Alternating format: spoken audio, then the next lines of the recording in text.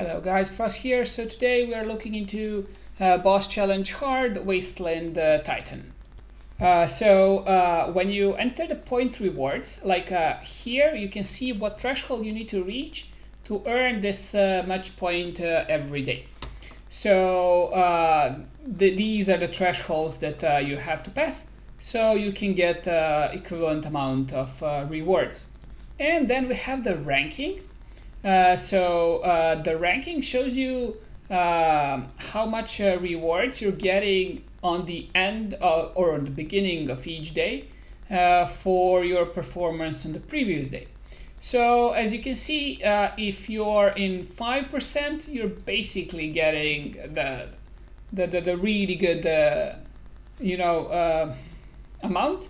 And if you're placing in the top 20%, you should be able to redeem all the items from the shop mostly, and then this is how much you get per each day after you finish it. So the drop off is a bit more substantial after, let's say, 20, and then 60 is a lot lower than 80 and 100. Yeah.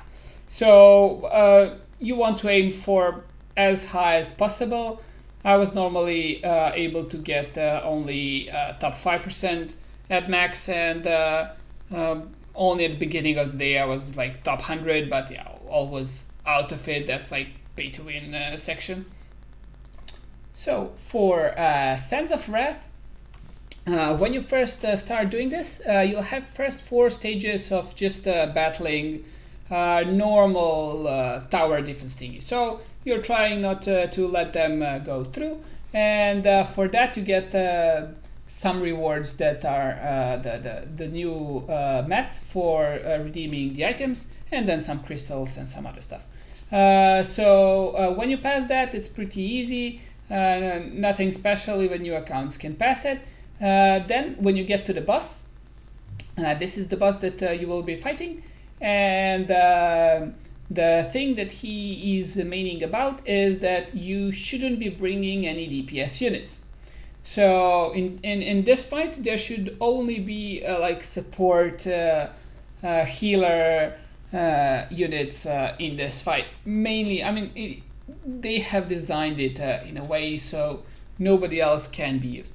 So for example, for this one, trying to min-max this one, I tried using Silas because he's immune to all the debuffs, and he has super high HP and defense. So I was looking, the only hero that I think can possibly do decent damage is like Silas or Nocturne of the ones that I have, and I tried Silas, and unfortunately he doesn't do enough damage for me to use him in the fight.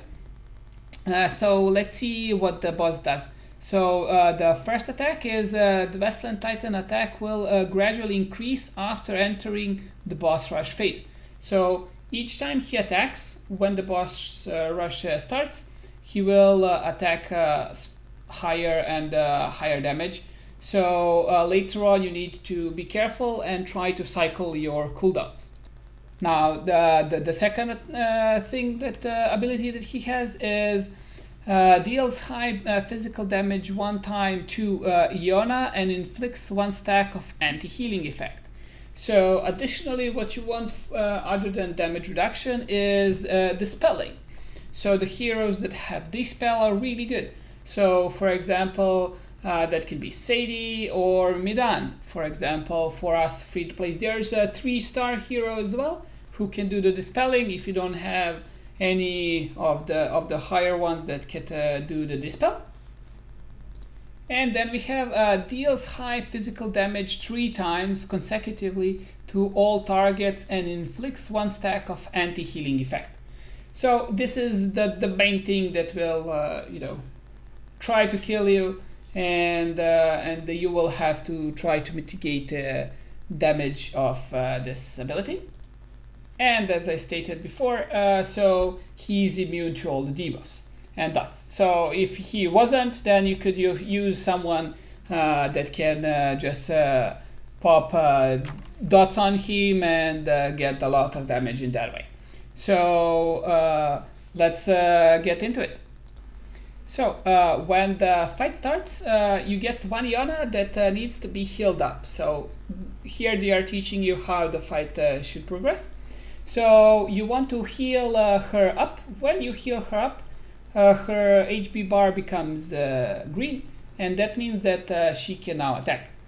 When you kill the first bar of the boss, that's when you can spawn all the other Ionas. So the idea is when the purple bar is up, you want to heal it up. And if it's not healed up, they won't be able to attack and they will eventually die. So in green bar, they cannot die, but they can turn to purple and then they die when the purple bar goes to the 0.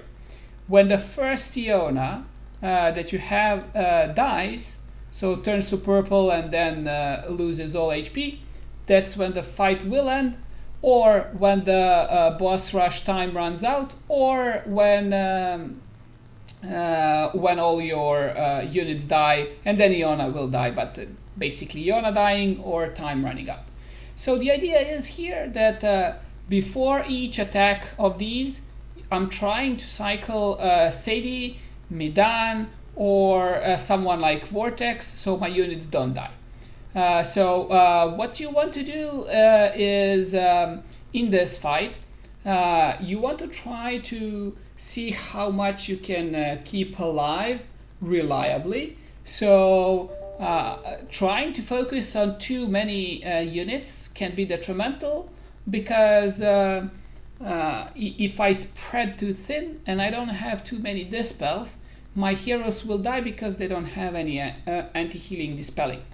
So you want to focus protecting your heroes and then later on healing the Ionas. So the most important thing is for everyone to be able to stay alive, and then you can see how many can you cover while staying alive, and then the more Ionas you have, they are the ones dealing this damage and getting your power higher. And later on we'll go through the heroes that I used and how I suggest you can maybe possibly build them, and what stats and what else I did. And as you can see here, Iona died, even though there's a little bit of time left. When Iona dies, that's when the fight finishes.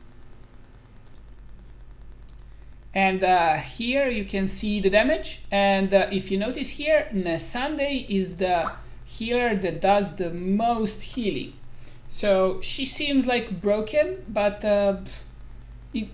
that's not really so, but she really does the most healing as per calculations. So yeah, so the star of the show, Nesande, some say. Well, I'm not really sure about it. So this is the gear that I had for her. I just removed this piece. I used it on someone else while doing something else, doesn't matter.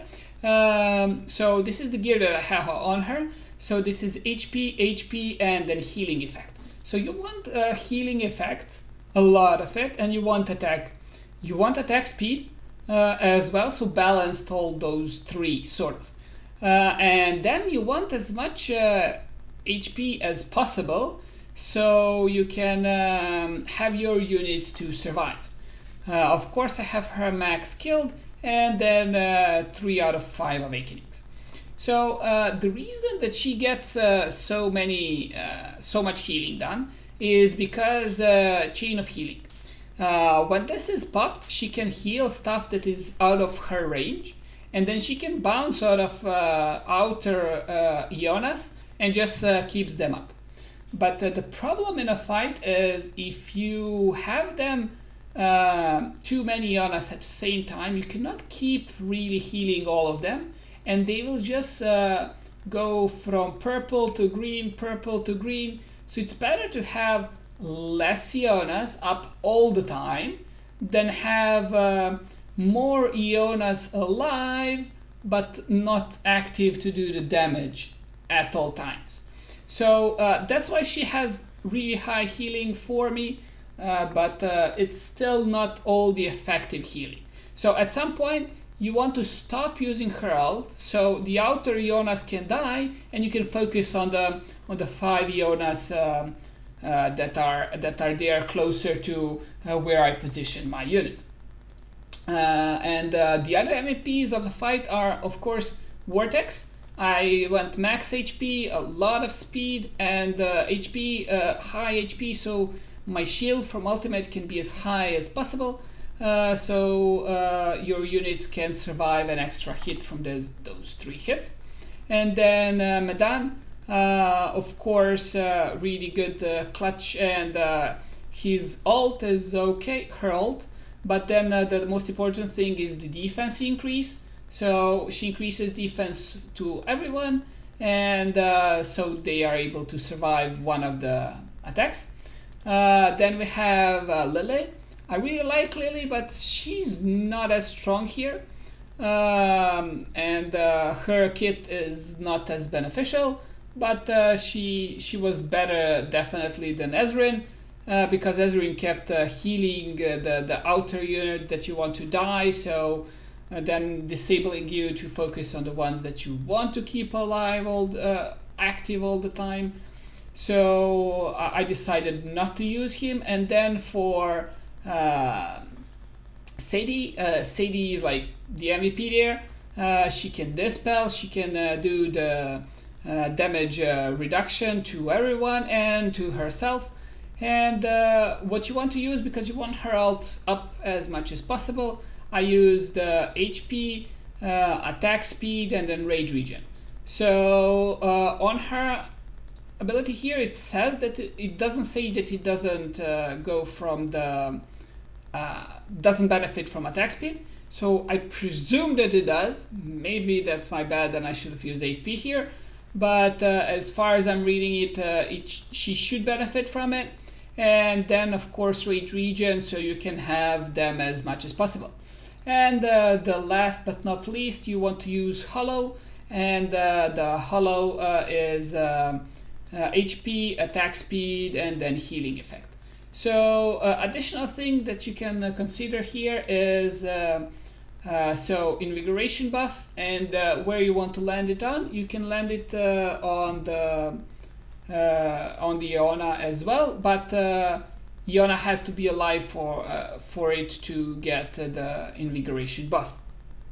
Okay, so let's check the artifacts. So one of the units, I'm using Euphoria Orb, and then I have increased healing multiplier by 40% when healing a hero with less than 30% HP.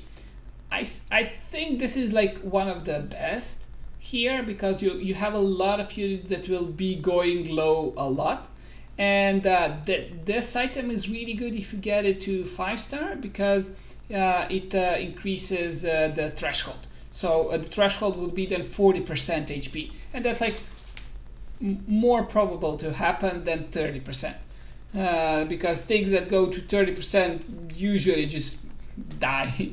But yeah, and then these two are the ones that I had upgraded, so I kept using them for Medan and Vortex. Additionally, what I maxed this run was this one. So healing a unit to full HP has 40% chance of granting them a shield equal to 20% of its max HP. So Ionas have a lot of HP. And this is really good because it gives them HP based on their HP, so gives them shield. And she has a lot of heals all the time, so she will max heal a lot of stuff. So that's what I used, and it went pretty well. I mean, she did the most healing, but then again she did protection as well. Additional that could be possibly useful, but I didn't have enough mats to max it out, is the build with Watcher's Fortune. So increasing your crit rate a lot, and then maxing this one out, so you have extra attacks. So it's like a double attack for other, and this double attack depends on the crit rate that you have. So these are the items that I have used and found them useful. This one I don't think is really good because you're rarely gonna be at max HP, because when boss starts stacking he attacks everyone, so everyone will lose some HP, and that's why I think these two are the best. Well, like when normally playing, maybe this one is the best because your healer is usually a glass cannon and just there to dish out a lot of heals. So yeah, that's it. I hope you have fun. This one seems pretty interesting, not super tough, but it can be difficult if you don't have a lot of healers. So yeah, I hope you have fun, and in the end, just remember, when we catch the ball, we still need to play the game, so keep some red crystals for stamina, don't spend all on summoning. Gear and artifacts are still good. Cheers guys, bye bye.